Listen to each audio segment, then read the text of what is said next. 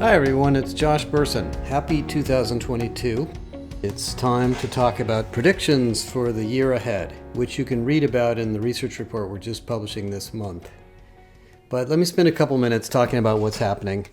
And a lot of this you'll already understand, but I want to give you some perspectives.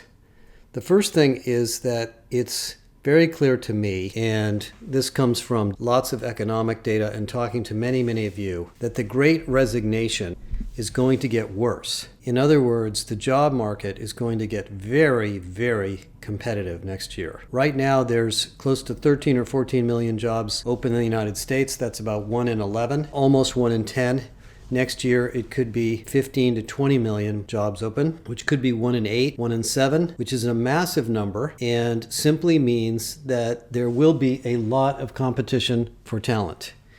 As you read the research on who's quitting and why, younger people are leaving the workforce and changing jobs at a much higher rate than older people. Some older people are retiring. About 65% of people over the age of 65 have decided to retire, but I think that number will come down. I actually think more people will decide to work longer as wages pick up speed. But the bottom line for you as an employer or an HR function is everything we've been talking about for the last 2 years, employee experience, well-being, human-centered leadership, productivity, is going to be urgently important to create a fantastic employment brand. And in order to compete for the work and the roles rather that you need to hire, you're going to have to really focus on your brand, your culture, hiring for fit, not hiring for experience, hiring for skills, and internal mobility and the use of tools like the talent marketplace. So that's number one. And this is probably the worst it's ever been, at least in my career. I mean, around 2000, I remember we went through a period kind of like this, but it was mostly for tech workers. But now we're talking about a shortage of essential workers, drivers, delivery people, and tech workers, and salespeople, and marketing people. So we're going to draw, in a sense, new people into the workforce. People at their younger ages are going to be drawn up into more senior roles, and you're going to have to create an experience that develops them and rewards them. By the way, in May, I'm going to be launching my book, which has been in work for about 5 years, and it's got all sorts of great ideas on how to do this, but I'll continue to educate everybody in the meantime. Second thing is reskilling, upskilling. Not a new idea. Obviously, it's been going on for decades. I remember I was very heavily skilled when I went to work at IBM in 1981 and when I went to work for Exxon in 1978. Companies have always been skilling and training employees, but things have changed a lot. And as you'll see in a new line of research that we're introducing in January and February, this is not just getting better at one career path, but creating career pathways, teaching people about jobs they don't know how to do yet that leverage their skills because their skills are adjacent to a higher value or more important role. Financial auditors becoming cybersecurity people, administrators in hospitals moving into IT roles or customer service roles or even design roles. You in HR becoming designers and data scientists and moving into creative consultative jobs inside the HR function or rotating out of HR for a while to get some business experience and then coming back. And this is going to be massively important. It isn't just career management and career paths anymore. We're way past that. That scaffolding is still needed, but you're going to have to get very smart at what are the roles and careers that are in high demand inside of your company. What are the adjacent and feeder roles that will contribute to those, and how do we get people there from here? Now, many of you know that the answer to that is a little bit complex. There's training, there's education, there's certification, there's exposure, there's developmental assignments, and most of all, it's teaching leaders that their job is not just to manage groups and operations, but to develop people and assess people as part of their role, because there won't be enough people to fill every job with someone who's done it before. And that, in a sense, means that companies are going to be morphing into development machines where we do more and more automation of routine work, reducing the need to train people on operational things, and better jobs at career mobility inside of the company. Now, underneath that, of course, is the massively complex L&D market, the $360 billion market of training. And we will be introducing a big piece of research in the early year that is actually kind of surprising.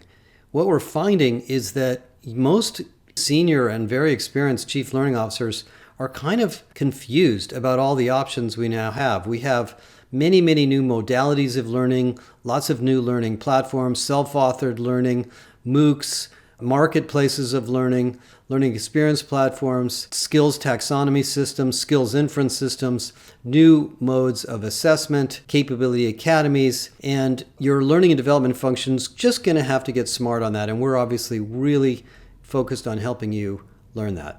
The third thing that I think is an important prediction is the role of society, ESG, citizenship, and sustainability. There's no question for those of you that watch the news that almost every week there's another climate emergency in some part of the world. I live in an area where there's been droughts and fires, and we just had tornadoes in the southeast United States this week. And that means that the millennials and mid-age, and even really everybody in the workforce, is wondering whether you or we as employers are helping to solve the problem. I had an interesting conversation with the head of sustainability at Chevron 2 weeks ago. And he said, we've been thinking about this problem for decades. When we drill a mine or a well in a community in Africa or somewhere in another part of the world, we have to make sure that we have the minimum environmental impact on that location. We have to take care of the community.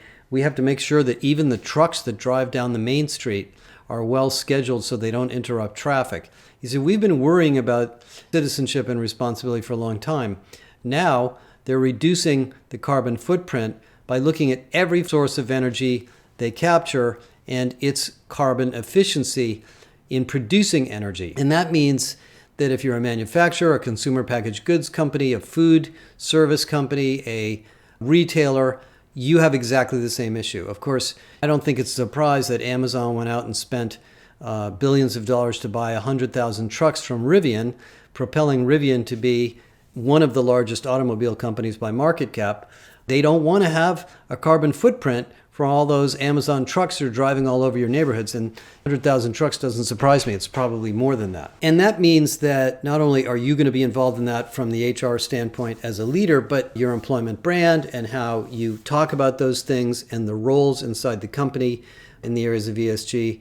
And DEI too. DEI is still a totally unsolved problem, but I think it fits into the UN Sustainable Development Goals, and it fits into the whole concept of citizenship, and that will be a huge topic next year. The fourth one that I'm going to talk about is something that isn't new, and it's leadership development. I think from the research we've done, and we're going to do a lot of research on this too next year, the leadership development space has really fallen behind. When I first learned about leadership development in the early 2000s, and we studied it in the early days, it was a pretty traditional part of a company.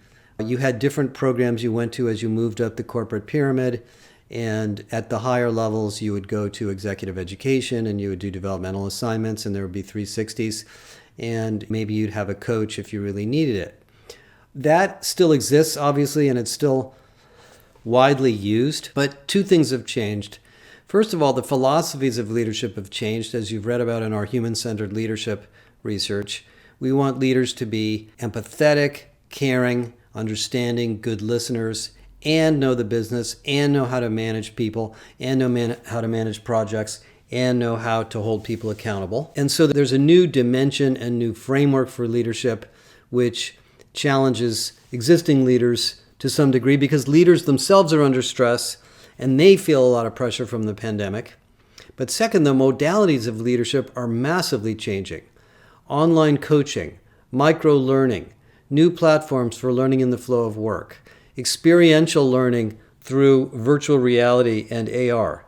These are not just kind of crazy ideas that sound like something that somebody else is doing that maybe you'll experiment with. They're all going mainstream. And the reason they're going mainstream is that young people want leadership development too. People in their 20s and 30s are saying they don't necessarily need their company to teach them technical skills. They can learn that on their own. They want their company to teach them how to manage projects, how to manage teams.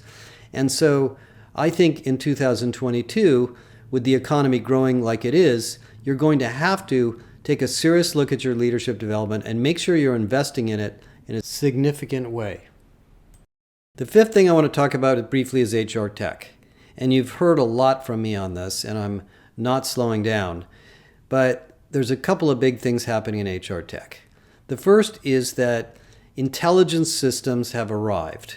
Tools that provide what we call talent intelligence are now embedded in most HR technology systems with different levels of maturity. And in addition to buying a new ERP or a cloud-based system for recruiting or a series of tools for learning, there's a proliferation of them, by the way. Most companies have 60 to 70 employee-facing systems. You need an experience layer on top of it.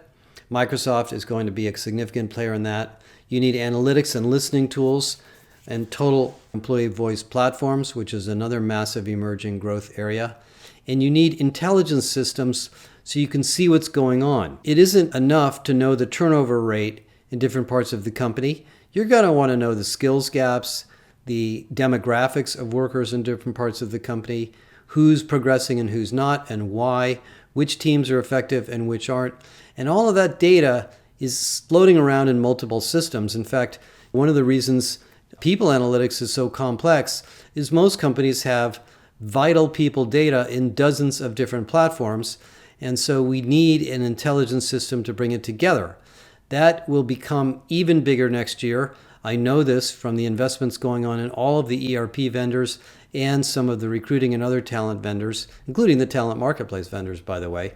And so I think one of the things in HR is to assign a team to own the skills architecture, the job architecture, and figure out what data is connected to what and what tools you can use that will create a better intelligence system. The reason I think this is urgent is as the economy continues to grow, one of the big things happening is industry convergence. Banks are turning into tech companies and fintech companies. Telcos are moving into 5G and going into media and publishing and entertainment. Retailers are going into mobile commerce and distribution and logistics. Oil companies are going into solar energy and batteries and lithium and other forms of mining. Every industry is converging with its adjacent industries, and if you don't have talent intelligence, you won't know what you're missing. You'll just be aware of skills gaps and job openings, but you won't be sure what to do about them, and you can't just fill them one at a time. You need to get a picture of where that's all going. So that's a big theme. We're going to be talking a lot about it next year. And coupled with that is a topic that we're going to be introducing in Q1 in organization design. Now, one of the things that we do here in our company is we always look for the problems that seem kind of unsolved. And one of the problems that's vexing to most companies is how do we do org design in a company that's morphing industries, growing, transforming to become more digital, becoming more global, becoming more agile. We're going to try to write the book on that. Sometime in Q1, you'll see a big research study come out from us on org design, as well as a whole class, what we call a super class on org design. And the reason we're doing this is that of all the changes taking place inside of the company, the biggest thing that's happening is the way the organization works, how people are being held accountable or not, what is the role of leaders, how do you design teams, what is the role of the hierarchy? Those are critical topics that tend to be addressed by business leaders based on their experience, without a lot of experience and study. And we're going to try to help you do that. So that's one that I would put on your agenda for 2022. The final one I want to touch on, so this podcast is not too long, is the HR function itself. You know, I've been preaching, in a sense, the need to build HR capabilities now since I left Deloitte and really before that. And I'm more convinced than ever that the biggest upskill opportunity you have is your team. It amazes me the amount of creativity and innovation and really new thinking that HR teams have done this year. And they've done it with very little background. Most of you obviously learned a lot about public health and the pandemic and remote work and hybrid work and mental health and well-being and resilience and all of those things. Well, underneath that is a new set of disciplines we have to have in HR. We need to better cross-train and connect HR teams to each other.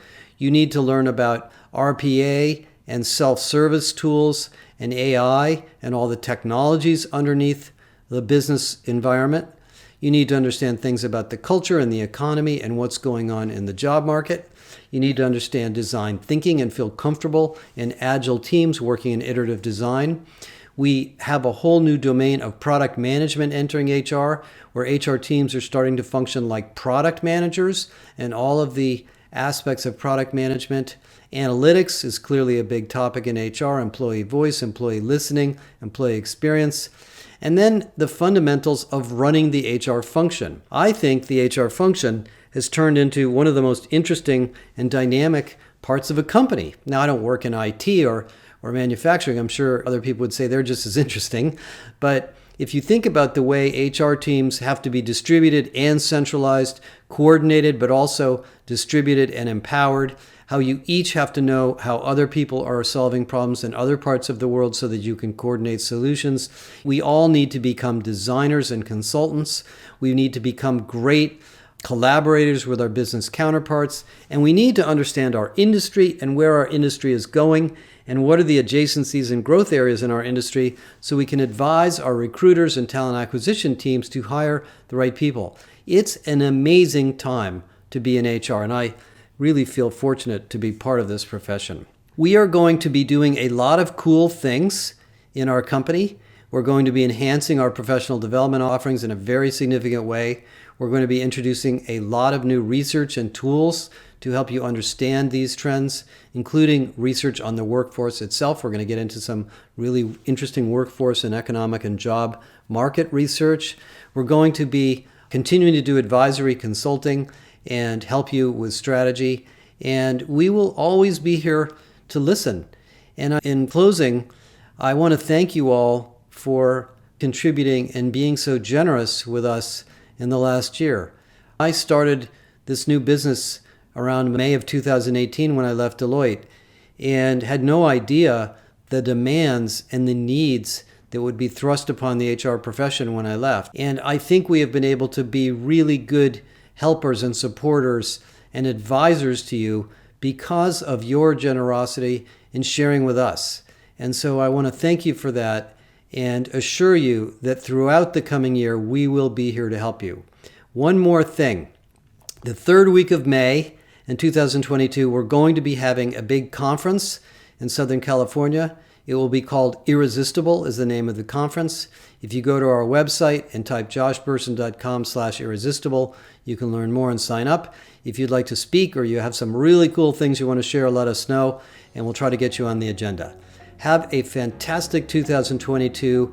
Please read the predictions report and let us know what you think and give us any feedback. Thank you very much.